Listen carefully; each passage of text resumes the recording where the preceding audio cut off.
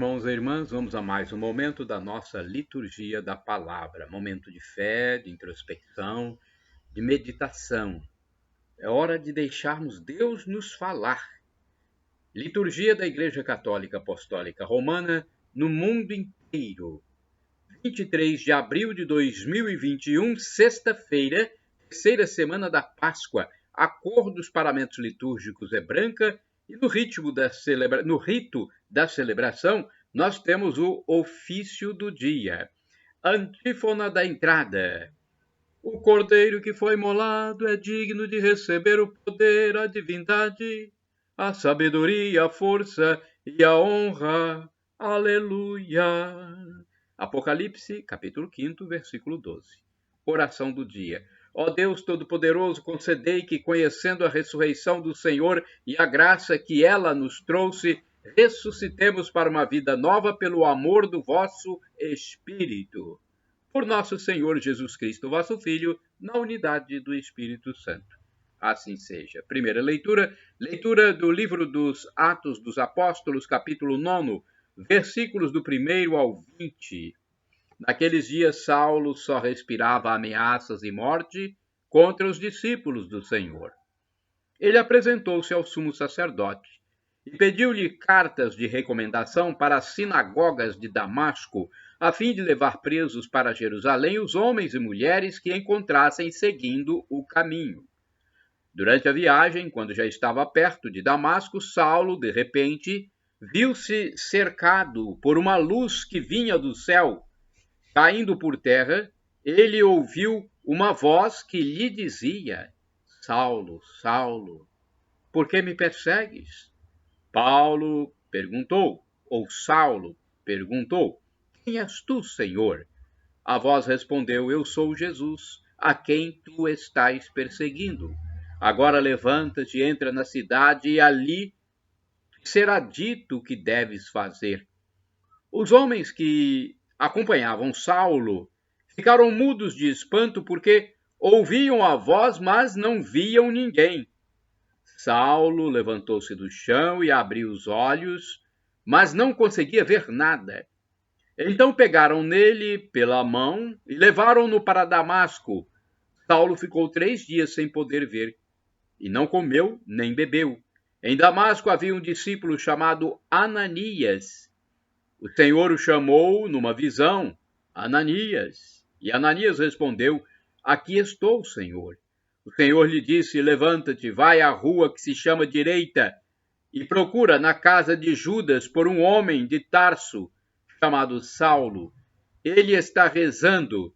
E numa visão, Saulo contemplou um homem chamado Ananias, entrando e impondo-lhe as mãos para que recuperasse a vista. Ananias respondeu, Senhor, já ouvi muitos falarem desse homem e do mal que fez aos teus fiéis que estão em Jerusalém.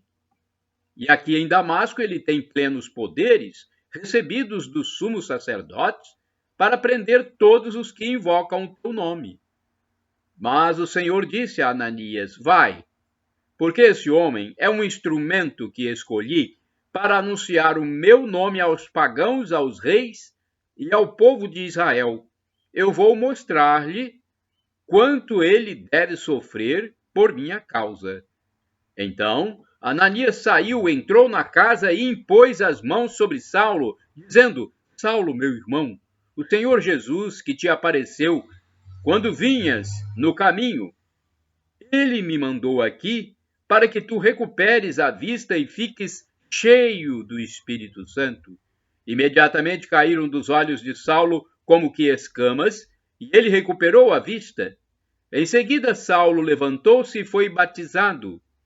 Tendo tomado alimento, sentiu-se reconfortado. Saulo passou alguns dias com os discípulos de Damasco e logo começou a pregar nas sinagogas, afirmando que Jesus é o Filho de Deus. Palavra do Senhor, graças a Deus. Salmo responsorial é o Salmo 117, versículos 1º e 2º, refrão, Marcos 16, versículo 15.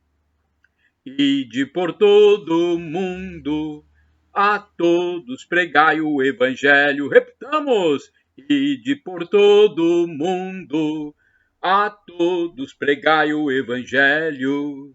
Cantai louvores ao Senhor, todas as gentes, povos todos, festejai-o, ide por todo o mundo, a todos pregai o evangelho, pois comprovado é o seu amor para conosco, para sempre ele é fiel. Ide por todo o mundo, a todos pregai o evangelho. Estamos, ide por todo o mundo, a todos pregai o evangelho. Aclamação ao santo evangelho. Aleluia, aleluia, aleluia, aleluia. Aleluia, aleluia, aleluia, aleluia. Quem come minha carne e bebe meu sangue, em mim permanece, e eu vou ficar nele. João capítulo 6, versículo 56. Aleluia, aleluia, aleluia, aleluia. Aleluia, aleluia, aleluia, aleluia. O Senhor esteja convosco. Ele está no meio de nós. Proclamação do Evangelho de Jesus Cristo segundo São João, capítulo 6, versículos de 52 a 59. Glória a vós, Senhor. Pelo sinal da Santa Cruz, livra-nos Deus nosso Senhor dos nossos inimigos. Naquele tempo, os judeus discutiam entre si, dizendo: como é que ele pode dar a sua carne a comer?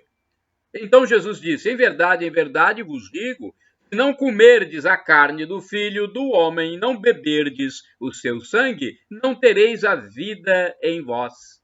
Quem come a minha carne e bebe o meu sangue tem vida eterna, e eu o ressuscitarei no último dia. Porque a minha carne é verdadeira comida e o meu sangue verdadeira bebida. Quem come a minha carne e bebe o meu sangue permanece em mim e eu nele. Como o Pai que vive me enviou e eu vivo por causa do Pai, assim o que me come viverá por causa de mim. Este é o pão que desceu do céu, não é como aquele que os vossos pais comeram. Eles morreram. Aquele que come este pão viverá para sempre. Assim falou Jesus, ensinando na sinagoga em Cafarnaum. Palavra do Senhor, palavra da salvação, glória a vós, Senhor. Liturgia comentada é uma reflexão de Antônio Carlos Santini, liderança da comunidade católica Nova Aliança, e-mail santini@novaalianca.com.br. Viverá por mim, João capítulo 6, versículos de 52 a 59. O texto latino da Vulgata diz: vivet propter me, isto é, viverá por causa de mim. Jesus aponta seu corpo e sangue dados como alimento por causa da vida do fiel que participa da comunhão eucarística. Naturalmente, Jesus fala de viver, não apenas sobreviver. Fala não apenas da vida material biológica, mas da vida interior, espiritual e moral. Ele está pensando em uma vida plena, uma vida com sentido de eterno. Uma vida com sentido de eterno. Pelo decreto Mysterium Fidei, a Igreja ensina o desejo de Jesus e da Igreja de que todos os fiéis se aproximem diariamente do sagrado banquete consiste sobretudo nisto, que os fiéis unidos a Deus em virtude do sacramento tirem dele força para dominar a sensualidade, para se purificarem das culpas leves cotidianas e para evitar os pecados graves a que está sujeita a humanidade frágil. A frágil humanidade, a humana fragilidade. Na Constituição Lumen Gentium, o Concílio observa, participando realmente do corpo do Senhor na fração do pão eucarístico, somos elevados a uma comunhão com Ele e entre nós. Porque o pão é um, somos muitos num só corpo, pois todos participamos de um único pão. Primeira carta de São Paulo aos Coríntios, capítulo 10, versículo 17. Lumens Gentium 7. Da mesma maneira como seria absurdo pretender manter a vida corporal sem se alimentar, também é impossível permanecer vivo por Cristo, com Cristo, em Cristo, sem a Eucaristia como alimento do Espírito. Sem esse alimento, a vontade se aniquila, os sentidos se exaltam, a concupiscência arrasta para o pecado, tornando-nos uma presa fácil para o inimigo de nossa alma. Ao contrário, a comunhão frequente fortalece a vontade, harmoniza nossa sensibilidade e nos torna firmes diante das tentações, unindo-nos sempre mais ao próprio Cristo. Um autor clássico da espiritualidade comenta esta realidade. Há entre Jesus e nós uma união semelhante à que existe entre o alimento e o que o assimila. Com esta diferença, contudo, que é Jesus que nos transforma em si mesmo. Não somos nós que o transformamos em nossa substância. E, na verdade, o ser superior é que assimila o inferior. É uma união que tende a tornar a nossa carne mais sujeita ao espírito e mais casta, e depõe nela um germe de imortalidade. Eu o ressuscitarei. Qual o valor da Eucaristia em minha vida?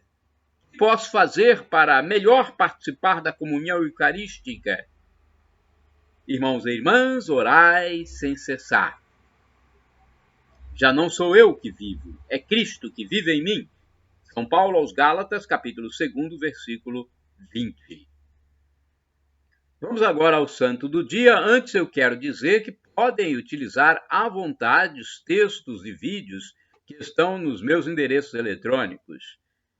O blog repórterpaulomaciel.blogspot.com, facebook.com/Paulo Maciel da Rádio, canal no YouTube Paulo Roberto Maciel e Instagram Paulo Roberto Maciel 6 barra. Da minha parte, utilizem à vontade para salvar almas, procurar salvar almas, porque tem muitas delas que podem ir para a perdição eterna.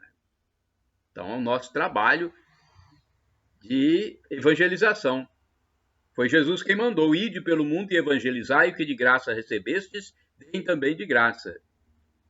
O texto a seguir é do padre Evaldo César de Souza, missionário da Congregação do Santíssimo Redentor, ou seja, ele é redentorista, padre Evaldo.